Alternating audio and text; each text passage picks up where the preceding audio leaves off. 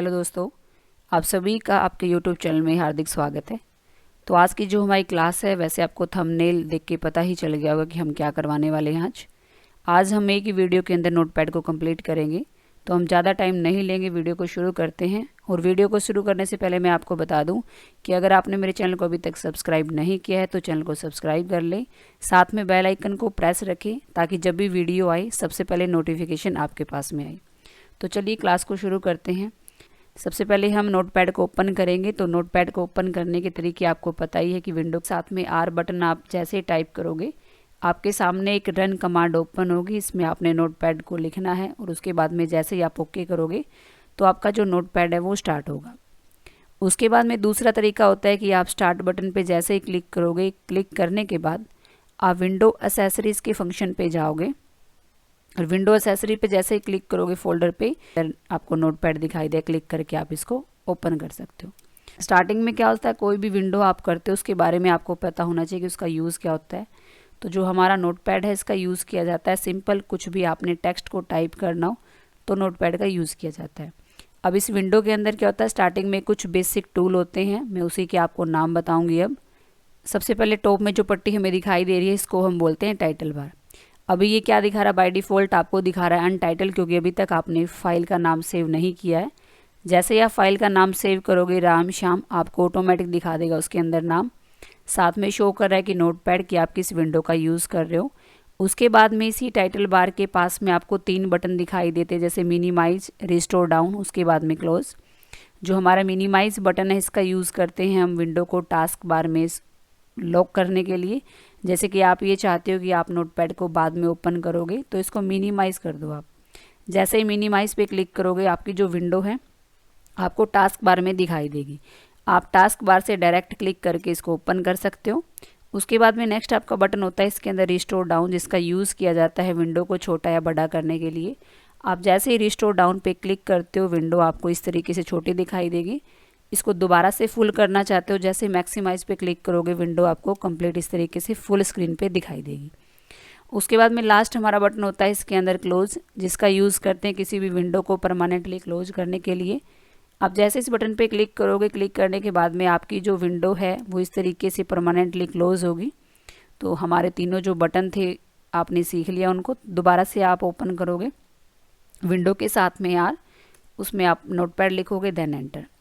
तो हमारे जो तीनों बटन हैं मिनिमाइज, रिस्टोर डाउन, क्लोज, इन तीनों को मिला के वैसे बोलते हैं कंट्रोल बॉक्स। तो अगर आपसे कोई ये पूछ ले कि कंट्रोल बॉक्स के अंदर आपके कितने बटन होते हैं तो याद रखोगे 3 बटन होते हैं हमारे, मिनिमाइज, रिस्टोर डाउन और एक हमारा क्लोज। उसके बाद में क्या होते हैं हमारे, उससे नीचे हमारे होते हैं टैब बार, जैसे file tab, edit, format, view, help, इनको बोलते हैं हम टैब बार। और उसके बाद सेकंड लास्ट पट्टी को हम बोलते हैं स्टेटस बार, जिसमें जूम इन जूम आउट हमें दिखाई देता है। साथ में हमारे जो कर्सर है उसकी लोकेशन को दिखाने के लिए भी हम स्टेटस बार का यूज़ करते हैं।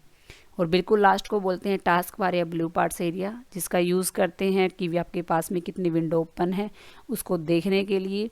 साथ में हमारा नोटिफिकेशन एरिया, जिसमें टाइम, अगर आप इसमें कोई लैंग्वेज अलग अलग यूज़ करो कीबोर्ड तो उसको चेंज कर सकते हो। साथ में साउंड कम या ज़्यादा करना चाहते हो तो इस तरीके के नोटिफिकेशन जो है हमें नोटिफिकेशन एरिया में दिखाई देते हैं। अब अपने क्या करना है, नोटपैड में हम काम करेंगे। एक बार आप फ़ॉन्ट में जाके मैं इसकी फ़ॉन्ट का साइज़ थोड़ा इंक्रीज़ कर दूं ताकि स्क्रीन पे आपको कंप्लीट दिखाई देगा। उसके बाद में हम काम करेंगे इसके अंदर।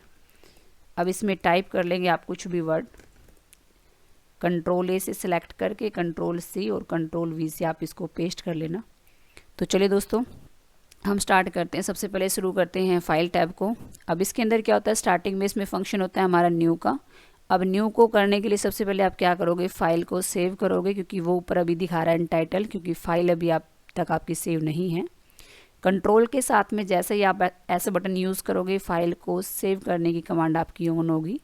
अभी आपने क्या करना है, इसके अंदर जैसे लोकेशन दे दो आपकी फ़ाइल आप कहाँ पे सेव करना चाहते हो। जैसे मैंने डॉक्यूमेंट में फ़ाइल को सेव करना है, मैंने फ़ाइल का नाम लिख दिया इसके अंदर यस, और उसके बाद में मैंने फ़ाइल को सेव कर दिया। तो फाइल का नाम आप देख भी सकते हो स्क्रीन पे, अभी आपको दिखाई देगा फाइल का नाम यस। अगर आप न्यू डॉक्यूमेंट इसमें क्रिएट करना चाहते हो तो फाइल पे फर्स्ट हमारा फंक्शन होता है न्यू कंट्रोल प्लस एन, जिसका यूज़ करते हैं न्यू डॉक्यूमेंट अगर आपने लेके आना हो तो यूज़ करोगे न्यू का, या तो Ctrl+N कर दो या फिर इस पर क्लिक करके भी आप नया पेज क्रिएट कर सकते हो इसके अंदर। उसके बाद में नेक्स्ट हमारा फंक्शन होता है इसके अंदर न्यू विंडो। न्यू विंडो का मतलब होता है कि आप ये चाहते हो कि अलग से सेकंड विंडो पे आपने काम करना है इसके अंदर, तो न्यू विंडो का यूज़ करते हैं। इसकी शॉर्टकट की होती है Ctrl+Shift+N। न्यू विंडो की शॉर्टकट की होती है Ctrl+Shift+N। आप जैसे इस पर क्लिक करोगे तो इस तरीके से सेकंड जो हमारी विंडो हमें दिखाई देगी। अगर आप एक साथ दो विंडो में काम करना चाहते हो तो नोटपैड के अंदर कर सकते हो। उसके बाद में नेक्स्ट हमारा फंक्शन होता है इसके अंदर ऑप्शन होता है ओपन, यानी कि जो फाइल आपने इसके अंदर क्रिएट की थी या सेव की थी, अब आप उनको ओपन करना चाहते हो तो क्या करोगे, या तो Ctrl+O करोगे या फिर फाइल पे क्लिक करके आपने ओपन कमांड पे क्लिक करना है। क्लिक करने के बाद में आप फाइल की लोकेशन बताओगे कि फ़ाइल को आपने कहाँ पे सेव किया था। मैंने डॉक्यूमेंट में सेव किया था।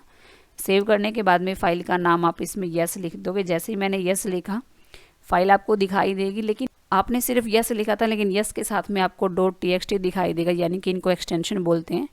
यानी कि .txt आप याद रखोगे, जो हमारा सिंपल नोटपैड होता है जिसमें टेक्स्ट आप टाइप करते हो, उसका जो एक्सटेंशन होता है वो .txt होता है। txt की फुल फॉर्म होती है नॉर्मल टेक्स्ट।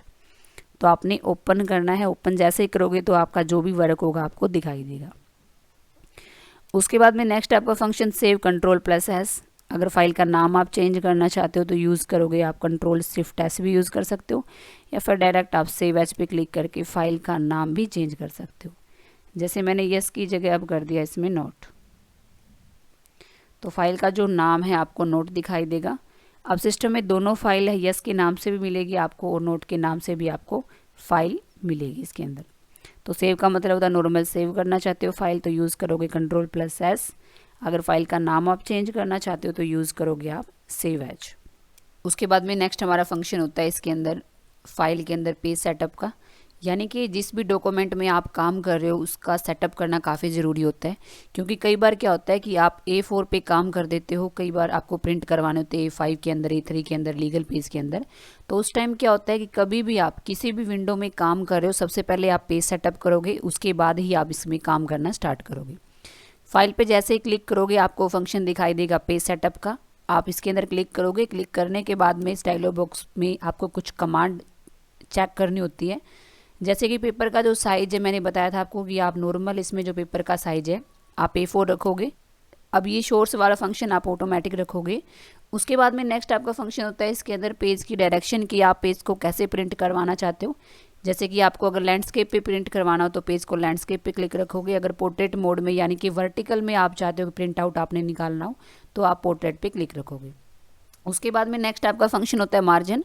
अब मार्जिन का मतलब होता है पेज के जो साइड का स्पेस होता है वो होता है हमारा मार्जिन। आप अपने अकॉर्डिंग कितना भी मार्जिन दे सकते हो, लेकिन आप नॉर्मल याद रखोगे जो आपका मार्जिन होता है वो आपका 0.5 होता है, चाहे वो लेफ्ट से हो, राइट से हो या बॉटम से हो।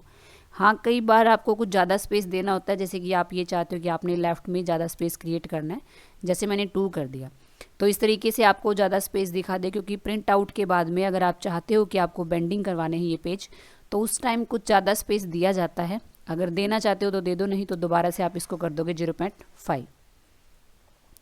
उसके बाद में नेक्स्ट आपकी टर्म होती है इसके अंदर हेडर और फुटर, जिसका यूज़ करते हैं हम पेज के अप में या डाउन में कुछ भी आपने लिखना हो तो हेडर और फुटर में ही लिखा जाता है। हेडर का मतलब होता है कि पेज के टॉप में अगर आप चाहते हो, जैसे मैंने इसमें लिखा हुआ कंप्यूटर नोट्स, तो ये जो कंप्यूटर नोट्स है ये पेज के टॉप में आपको दिखाई देगा। और जो फुटर है, फुटर आपको पेज के डाउन में दिखाई देगा। जैसे अर्थर का नाम है, पेज है, डेट और टाइम है, अगर इसमें लिखना चाहते हो तो आप लिख सकते हो। तो याद रखोगे पेज के टॉप में कुछ भी लिखना हो तो यूज़ करोगे आप हेडर, और पेज के डाउन में कुछ भी लिखना हो तो आप यूज करोगे इसके अंदर फुटर। उसके बाद में सिर्फ आपने इसको ओके करना है। नेक्स्ट आपका फंक्शन होता है इसके अंदर प्रिंट। Ctrl+P इसकी शॉर्टकट की होती है, या फिर क्लिक करोगे। क्लिक करने के बाद में इसमें आपने 3 कमांड ही चेक करने, जैसे जो भी प्रिंटर का आपका इंस्टॉल होगा ड्राइवर वो नाम दिखा देगा इसके अंदर HP कैनवा है। उसके बाद में पेज की आपकी रेंज होती है, जैसे कि ऑल है। अभी ये सारे फंक्शन इसके अंदर काम नहीं करेंगे, आपने पेज 1 पे यानी कि ऑल पे ही आप चेक रखोगे। उसके बाद में नंबर ऑफ़ कॉपी का मतलब होता है कि उस पेज की आप कितनी कॉपी निकालना चाहते हो, आप अपने अकॉर्डिंग बताओगे, 5, 4, 3 जितनी भी आपने देनी हो आप अपने अकॉर्डिंग सेलेक्ट करोगे नंबर ऑफ़ कॉपीज़। उसके बाद में सिर्फ आपने प्रिंट कमांड पे क्लिक करना है। अभी प्रिंटर अटैच नहीं है इसलिए मैं इसको एक बार कैंसिल कर रही हूँ। उसके बाद में नेक्स्ट आपका फंक्शन होता है इसके अंदर एग्जिट, यानी कि विंडो से बाहर निकलना चाहते हो या तो ये एग्जिट यूज़ करोगे या फिर लास्ट में जो बटन आपको दिखाई दे रहा है उसके थ्रू भी आप इसको एग्जिट कर सकते हो। अब इसमें आप एक बार काम करो कुछ, जैसे कि कोई कैप्स लॉक में काम कर दो, क्योंकि अभी हम फंक्शन करेंगे एडिट के।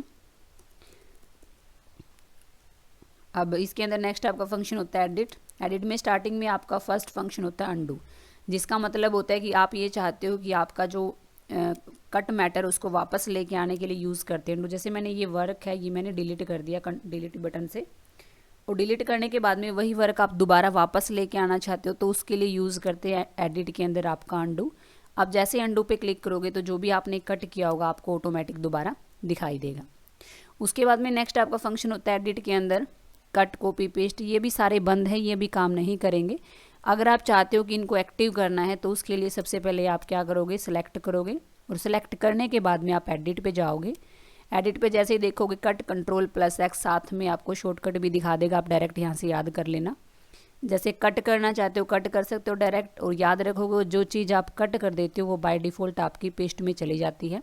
अगर आप वापस लेके आना चाहते हो तो दोबारा से आप एडिट में जाओगे और पेस्ट से वही चीज़ आप दोबारा लेके आ सकते हो। उसके बाद में क्या होता है कि आप ये चाहते हो कि आपके पास में कोई ऐसा वर्क है जिसको आप बार बार कॉपी पेस्ट करना चाहते हो, तो आप उसको सिलेक्ट करोगे, और सिलेक्ट करने के बाद में या तो Ctrl+C करोगे या फिर कॉपी पे क्लिक, और एक बार कॉपी करने के बाद में आप उसको कितनी बार भी पेस्ट कर सकते हो। पेस्ट की शॉर्टकट आप याद रखोगे Ctrl+V होती है। तो undo Ctrl+Z, cut Ctrl+X, copy Ctrl+C और पेस्ट Ctrl+V। डिलीट अभी बंद है, ऑन कब होगा, जब आप कुछ सिलेक्ट करोगे, यानी कि आप इसको डिलीट करना चाहते हो या तो डिलीट की यूज़ करोगे या फिर एडिट के अंदर आप डिलीट का डायरेक्ट फंक्शन यूज़ भी कर सकते हो। जैसे क्लिक करोगे तो जो भी आपने सेलेक्ट किया होगा वो आपका डिलीट होगा। उसके बाद में नेक्स्ट हमारा फंक्शन होता है इसके अंदर फाइंड, यानी कि डॉक्यूमेंट के अंदर आप कुछ भी फाइंड करना चाहते हो तो फाइंड कमांड का आप यूज़ करोगे। अब जैसे इसके अंदर क्लिक करोगे आपके सामने एक डायलॉग बॉक्स ओपन होगा, इसमें आपसे पूछेगा कि आपको क्या फाइंड करना है। जैसे मैंने इसके अंदर लिख दिया कि मेरे को डी फाइंड करना है। आप जैसे डी लिखोगे, डी लिखने के बाद में आपके पास में एक डायरेक्शन का फंक्शन होता है जिसका यूज़ करके आप ये बता सकते हो कर्सर को आपको ऊपर लेके जाना है या फिर डाउन पे लेके आना है। अब इसका काम क्या होता है, जैसे कि कई बार क्या होता है कि आपका लास्ट में कर्सर है, एक बार रुको, जैसे मैंने इसको ऑन कर दूँ, यूज़ मैं बाद में बताऊँगी इसका काम क्या है। जैसे आपका लास्ट में क्लिक है, और लास्ट में अगर आपका क्लिक है तो आपको भी पता है कि डाउन में आपके पास में कोई भी वर्ड नहीं है, तो अगर आपका कर्सर लास्ट में है तो आप डाउन पे काम नहीं कर सकते, आप अप पे काम करोगे। यानी कि कर्सर को ऊपर लेके जाने के लिए यूज़ करते हैं अप, और कर्सर को डाउन पे लेके आने के लिए यूज़ करते हैं डाउन। जैसे ही फाइंड नेक्स्ट पे क्लिक करोगे तो आपका कर्सर इस तरीके से चलेगा, जहाँ भी आपका डी है आपको हाईलाइट करके वो दिखा देगा। अब आप चाहते हो कि इसमें फाइंड नेक्स्ट आपने कर दिया, आप अपनी खोज को आगे करना चाहते हो तो आप बैक करोगे, और इसकी एक शॉर्टकट की भी होती है कि अपनी खोज को आगे करने के लिए यूज़ करते हैं F3। इस तरीके से या तो फंक्शन की से आप F3 यूज़ करोगे, और अगर आप चाहते हो कि आपने इसका ही अपोजिट करना हो तो शिफ्ट के साथ में F3 यूज़ करके भी आप प्रीवियस नेक्स्ट पे आ सकते हो। तो ये फंक्शन इसके अंदर भी दिखाई देगा, जैसे फाइंड नेक्स्ट वो आगे लेके जाएगा, और एक होता है प्रीवियस, फाइंड प्रीवियस तो बैक साइड पे आने के लिए। दोनों की शॉर्टकट भी होती है, F3 होता है नेक्स्ट पे आने के लिए। अगर प्रीवियस पे आना चाहते हो आप तो शिफ्ट के साथ में F3 आप कमांड इसके अंदर यूज़ कर सकते हो। उसके बाद में नेक्स्ट आपकी कमांड होती है इसके अंदर रिप्लेस, यानी कि कुछ भी आप चेंज करना चाहते हो तो यूज़ करोगे रिप्लेस कमांड। अब जैसे मैंने इसको बता दिया कि जहाँ पे भी H है, अब ये H है उसको आप हाइट में कन्वर्ट करना चाहते हो, तो ये करने के बाद में सबसे पहले आप एक बार फाइंड नेक्स्ट करोगे तो आपको ये दिखा रहा है कि नोट ए फाइंड, क्योंकि आप याद रखोगे जो आपकी रिप्लेस कमांड है वो बाय डिफ़ॉल्ट आपकी डाउन में चलती है। तो आप क्या करोगे, सबसे पहले ऊपर क्लिक करके आओगे, क्लिक करने के बाद में आपने इसको फाइंड नेक्स्ट करना है। तो इस तरीके से जहाँ भी आपका H होगा आपको ऑटोमेटिक दिखा देगा। अब इसमें एक मैच केस का फंक्शन भी होता है। अगर आप चाहते हो कि आपको कैपिटल स्मॉल, आपने इसमें कैपिटल लिखा हुआ है, आप स्मॉल नहीं देखना चाहते, आपको सिर्फ मैच केस लगा दिया, यानी कि सिर्फ आपको कैपिटल H ही ऐसे होंगे जिसको आप कन्वर्ट कर सकते हो, लेकिन आपने अनमैच रखना है क्योंकि आपको दोनों ही कन्वर्ट करने हैं।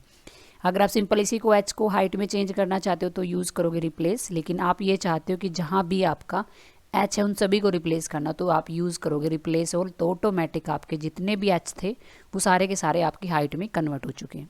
तो ये है आपका रिप्लेस कमांड।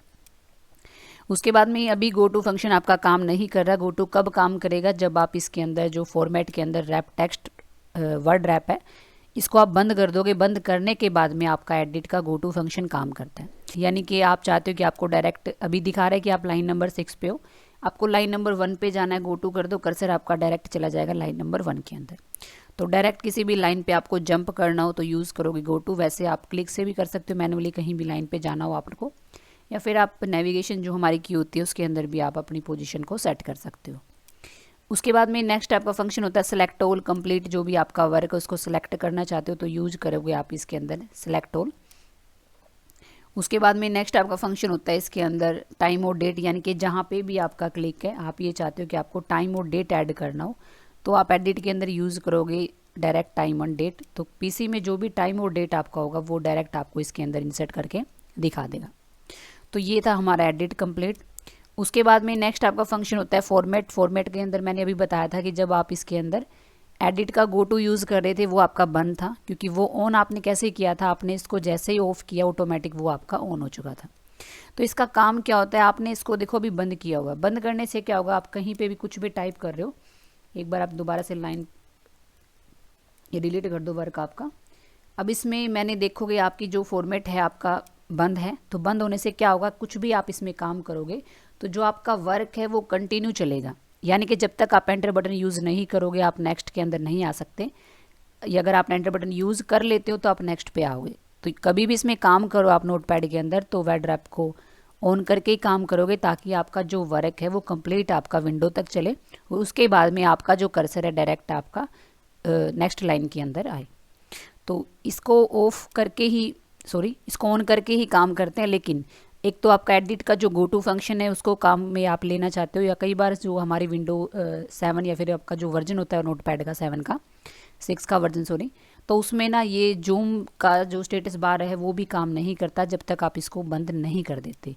बाकी इसमें ऑन करके काम करोगे जब भी आप इसमें काम करना चाहते हो।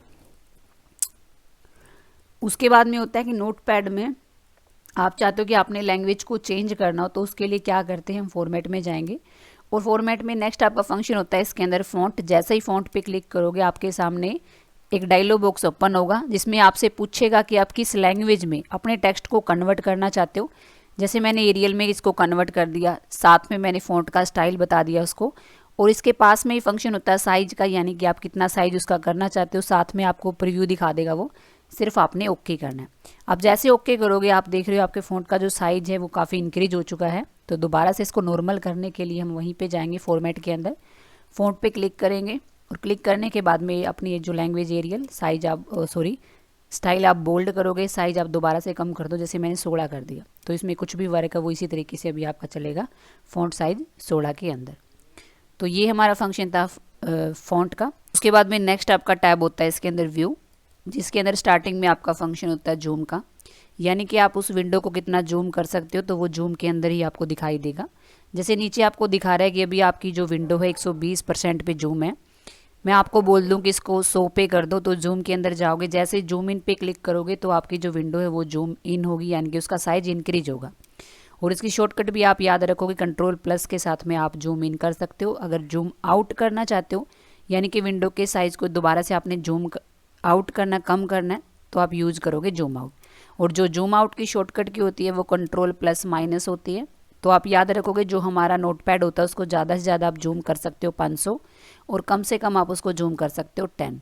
लेकिन नॉर्मल आप काम करोगे 100 के अंदर। जैसे कि अभी जो आप देख रहे हो आपकी विंडो 110 पे है, मैं आपको बोल दूँ कि डिफ़ॉल्ट सेट कर दो आप इसका। तो आप जूम पे जाके जैसे यूज़ करोगे रीस्टोर डिफ़ॉल्ट जूम, यानी कि कंट्रोल+ आप 0 के साथ में भी ये चीज़ कर सकते हो।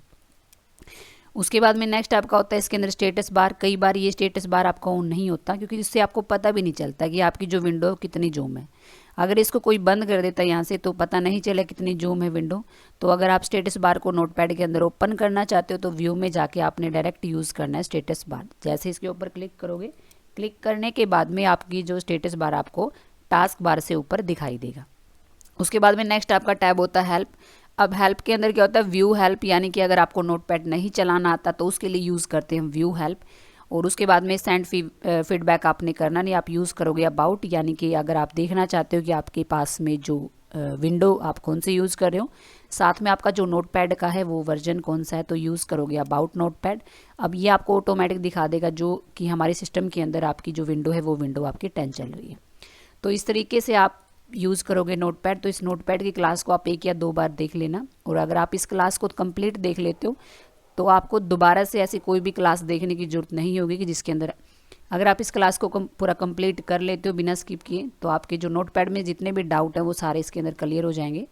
तो अगर आपको मेरी वीडियो अच्छी लगी हो तो इस वीडियो को ज़्यादा से ज़्यादा लाइक शेयर कमेंट करें आप, और आपके पास में जितने भी स्टडी ग्रुप हैं उन सभी ग्रुपों में इस चैनल के लिंक को आप शेयर कर दें, ताकि वो बच्चे भी कंप्यूटर सीख के जो घर पे रह के स्टडी करते हैं, साथ में कंप्यूटर भी सीख रहे हैं वो।